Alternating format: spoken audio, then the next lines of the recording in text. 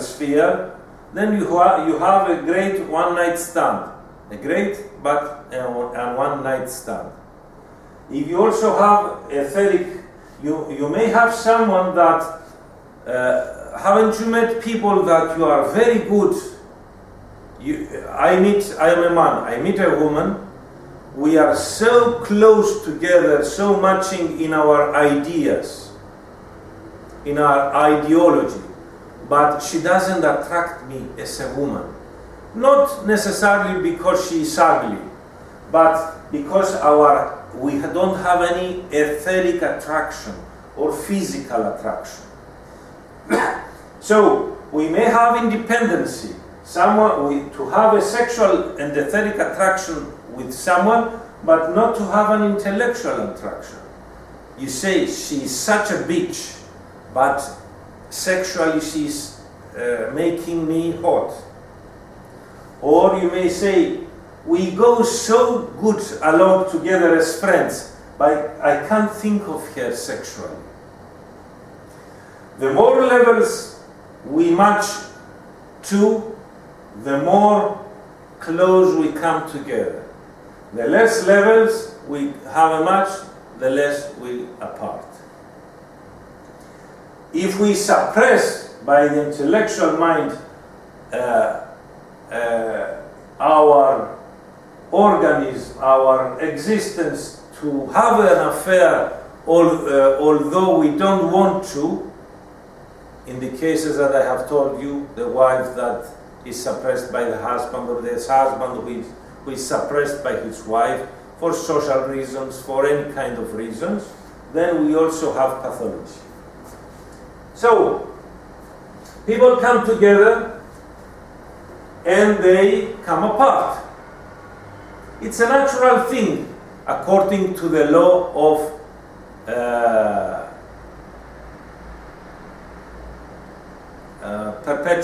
perpetual motion and transformation and change. So, the only way to be together is if they are suppressed to be together, the way things happened in the past. You get married, you don't divorce. Or today that you get married, you can divorce, but you don't do it because of financial reasons, for the sake of the kids, and so on. But many times we have a separation. You can't have birth without having death. You can't have rise without having falling, in the world of duality or diversity that we live in. So you can't have an affair without having a separation sometime. So, if we listen to the literature and the novels that tells us that the ideal affair is the one that they have, it was their first affair and the last affair. It was their first love and their last love until they die, and this was sealed with the stamp of the religion and the society, and you couldn't have sex before marriage, for the women of course, not for the men. You couldn't have sex before marriage. You had sex only with one. Any other relation during the affair or the marriage was cheating, and then you ended up dying with one affair, one legal affair. Nevertheless, today, religion and we don't have the suppression so much by religion. We don't have the suppression so much by society. You can have several affairs, but you can divorce. But the social, intellectual patterns concerning affairs stay the same. The great love of my life, my soulmate, and so on. But this state is the very rare one. from the couples that you know that have gotten married, how many didn't divorce? 50% have got a divorce. Those who have stayed together are not always happy. Most of the times they are not. They stay together from insecurity, from financial interest, from any kinds of interest. Even when they stop functioning well, they don't divorce. Nevertheless, the common thing is to, during your life, to have several affairs, and sometimes you have a long time affair, then you go away and you have another affair, and so on.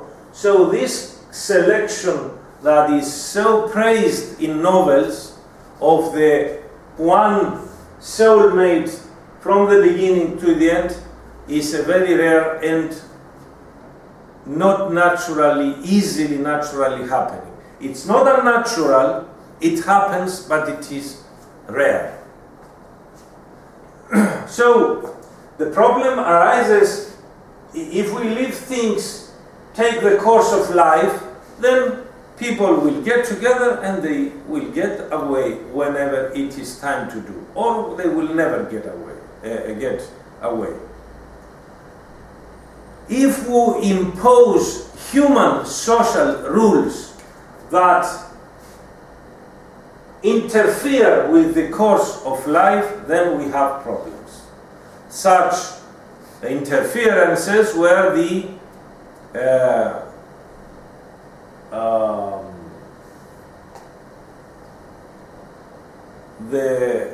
laws that said that you only have to marry once, that you only have to have sex when you get married, and blessed by the church and the society, is that you will not have a divorce, you are not allowed.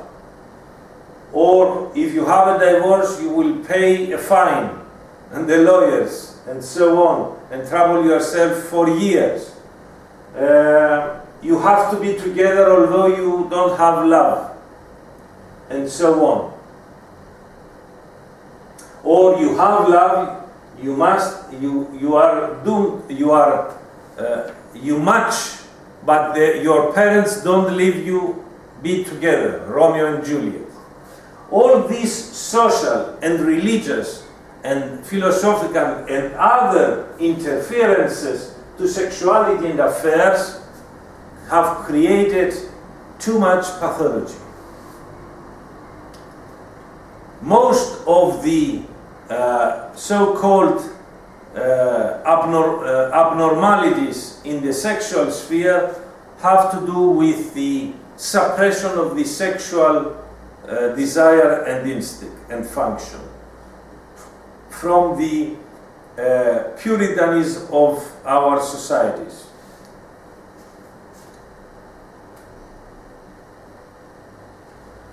In some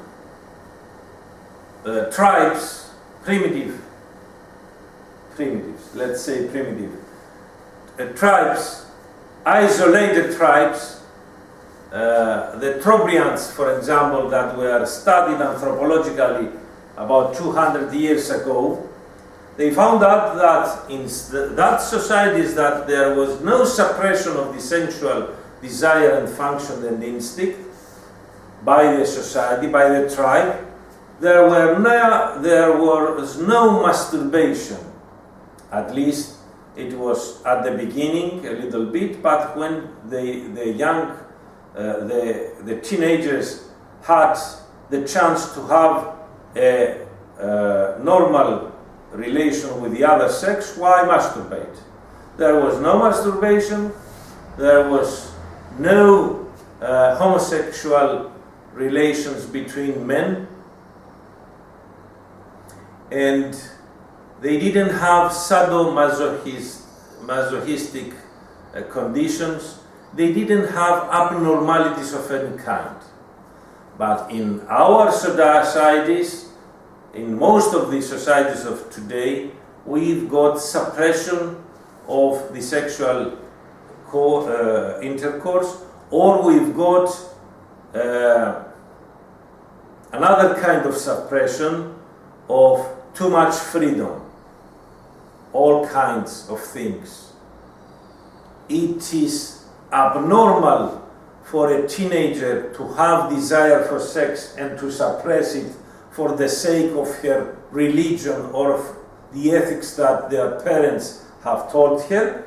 And it is also an abnormality to have a teenager nowadays that doesn't have the great desire or doesn't want to have sex yet, but she does sex in order to lose her virginity, in order not to feel shame towards other females that she is a virgin. These are both abnormalities. These both create Puritanism and sexual liberation is also are both abnormalities, because we have this interfering to where it shouldn't interfere negatively, only positively.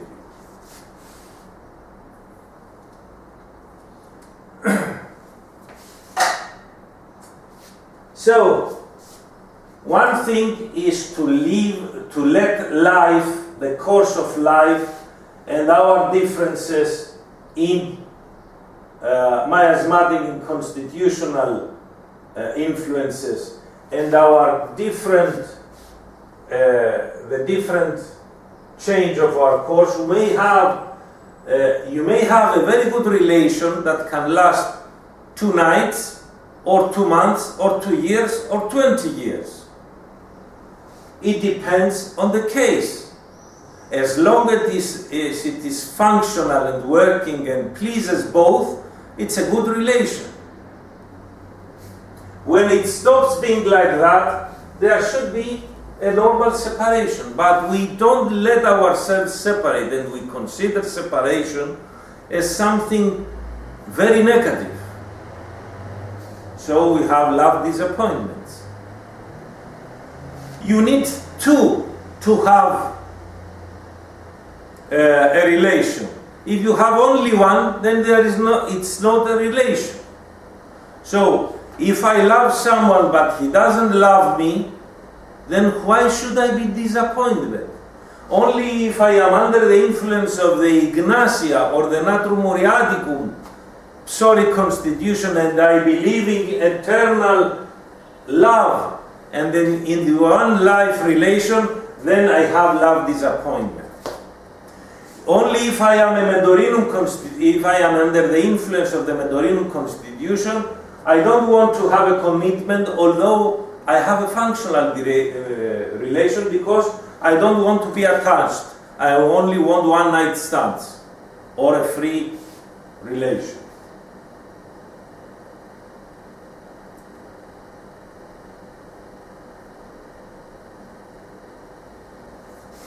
Who is going to have the upper hand to be the dominant in a relation? In the past years, the society said that man is going to be the dominant, the male, not the female. And we had the suppression of the female. Nowadays, things have changed, and we have also the opposite, where the female is the dominant. Who should be the dominant one by nature? Some say the female, some say the male. It doesn't matter what people say. It does matter what nature and the natural laws say. So, what does the natural laws say? Who is going to have the upper hand? Some say we must have democracy.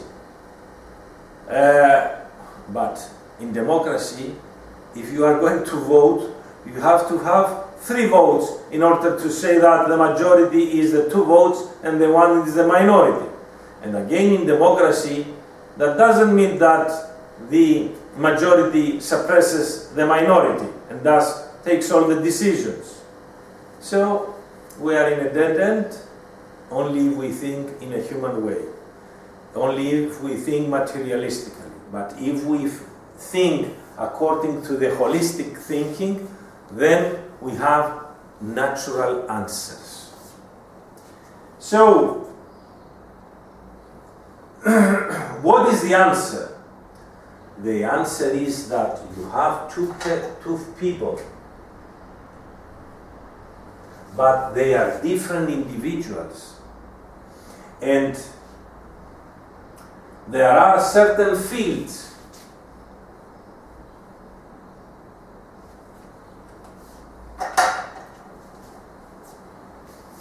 I am with my wife, and we have our children. And who is going to take care of our child that is a little bit weak in mathematics? The father or the mother, the male or the female? The answer is that naturally we accept without any hesitation that the one who is going to take care of our help to our child that is weak to mathematics is the one that knows mathematics more than the other. Is the one that is with superior hierarchically to the case of mathematics. So if I am the father that knows mathematics best, I will help my children. I am the one that should help the children, the child. If my wife is better in mathematics than me, then naturally she is the one to take the case. If my wife is better in organizing our financial state, then she should be the one to have the bank, the cash of the financial administration of our family. If I am better, then I should be the one naturally. If it is not equality to say that we are going to, who is going to get this weight, that this furniture that weighs 50 kilos, me or my wife? If I am me and I am more strong than her, then I should take it.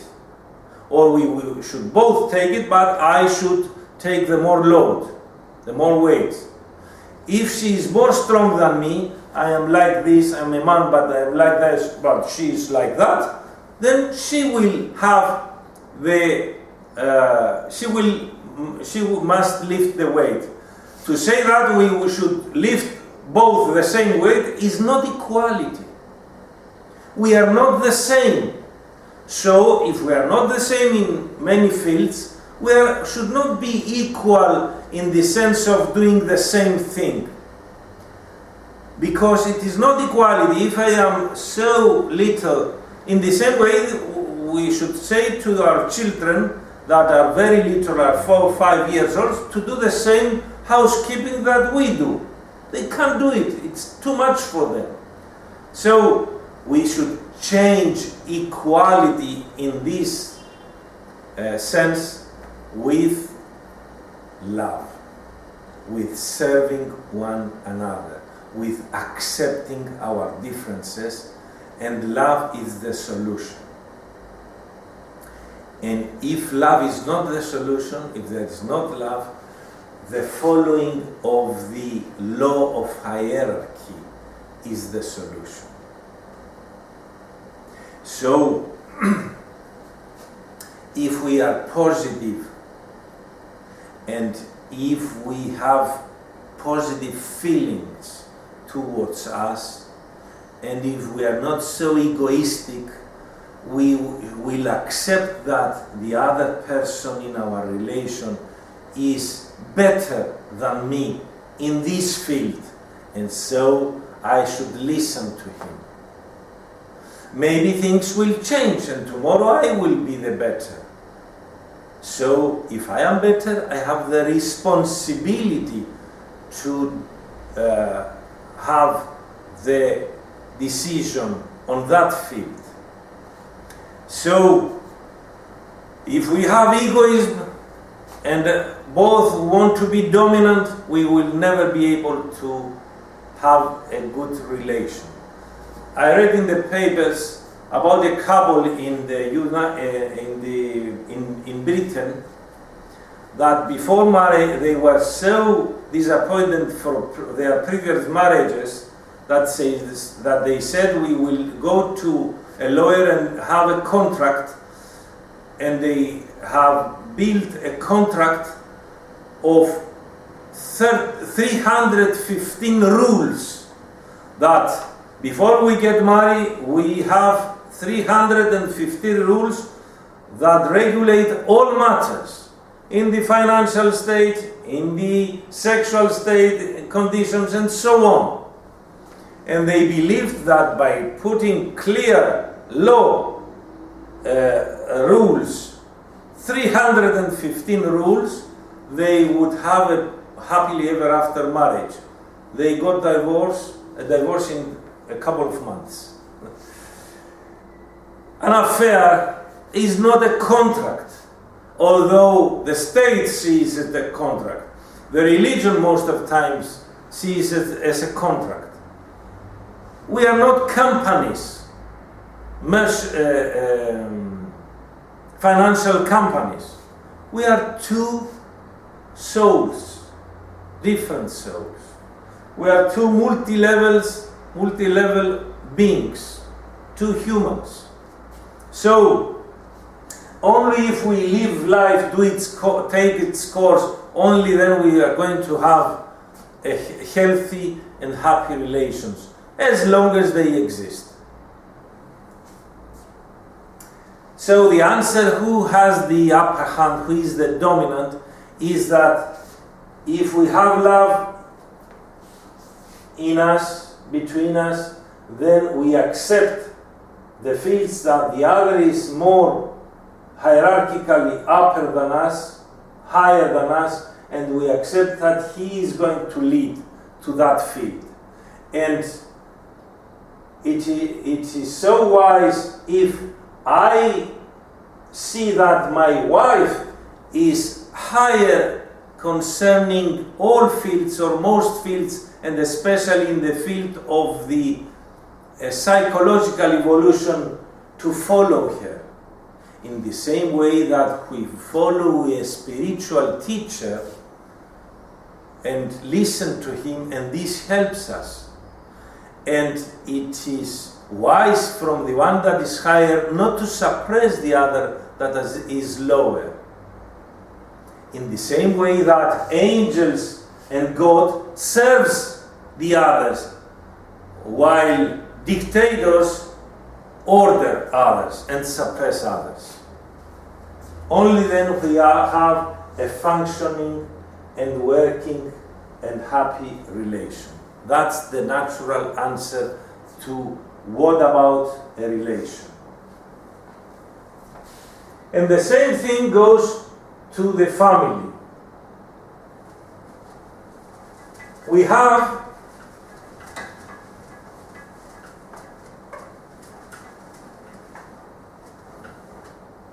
the parents, the male and the female. They come together and create a family. Now, they create an affair first.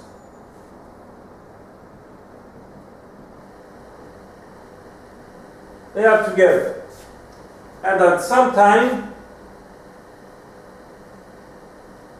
there come the kids, the children.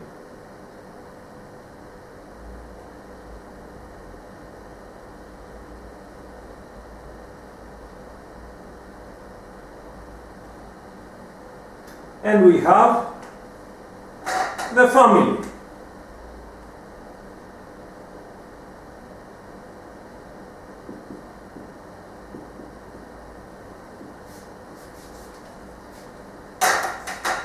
There are different models of how a family works according to several religions, philosophies, social rules and so on.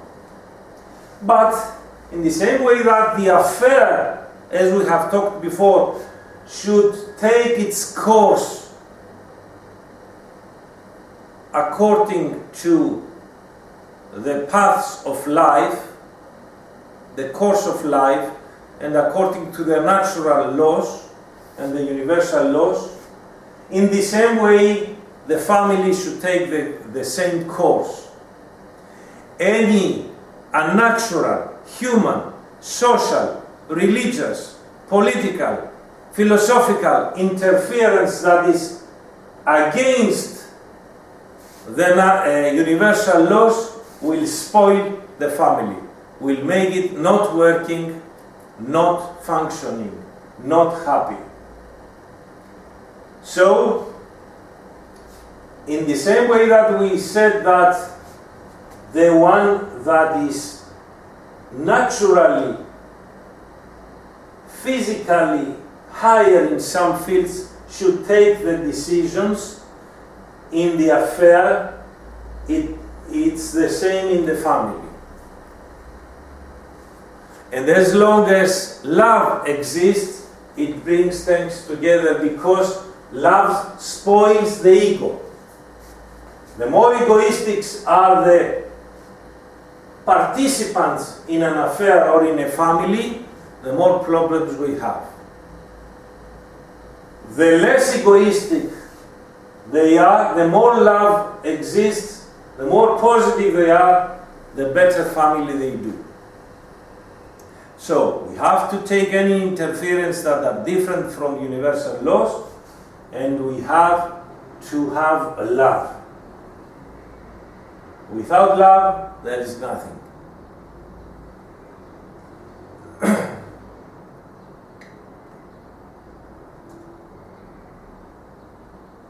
We have to take in consideration another thing, that although this seems not to be defined by destiny, although many say that this is also defined by destiny, this is defined by destiny. The children that we have are not by chance. They are individual souls that we are not the ones that we have created our children. We are not creators. We are just administrators. We are just take carers. Destiny desires what individual souls will come to us as children, as our children, and we have a responsibility from destiny to raise these children and let them go. In nature, we see that parents raise their children in the sense that they try to take care of them and teach them how to be individuals, how to be independent. And then the children either go away and create their own course of life and their own family, or they stay together, but they stay together under certain rules, natural rules, or in people that have the free will with freedom. Animals may stay together out of instinct, and because there is the one lion that takes the whole order and of the family, the administration. But we are not animals, because we have the spirit and the conscious soul, and because we have the free will. So only families and affairs that are free, only then they are functioning and happy. So only if we don't suppress our children, only then we have a good family, a functioning family. Most of the times parents suppress the children, and nowadays children suppress their parents, and so on. and we have great pathology and great problems in a family. So, if we keep in our mind as parents that children are not our own, they don't belong to us. We have a relation due to destiny, and they are individual souls that we have the responsibility by destiny to take care of them and to teach them to be independent, not to be our slaves, not to be us dictators and them slaves. Only then we have a working affair and a working family.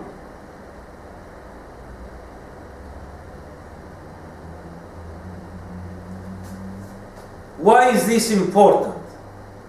It's so important because if you have a lachesis, a mother that is influenced by the lachesis constitution and the syphilitic constitution, or you are a lux vomica, or you are an arsenicum, then you suppress your children. Or a valeriana, you suppress your children. If you are an arsenicum male, or a lux vomica male, then you suppress your children. Because you believe that's how things should be done. Because you are syphilitic and you want to suppress them. If you are a psoric, coward, Gelsemium male, you don't teach your boy to be how to be a man, and you have problems. If you are a Medorinum parent, you don't teach your boy to be able to have a commitment, emotional commitment. You tell him that why women are for fucking and nothing else, and for doing children, creating children. So you see the miasmatic and constitutional influences, how can they spoil this natural relation?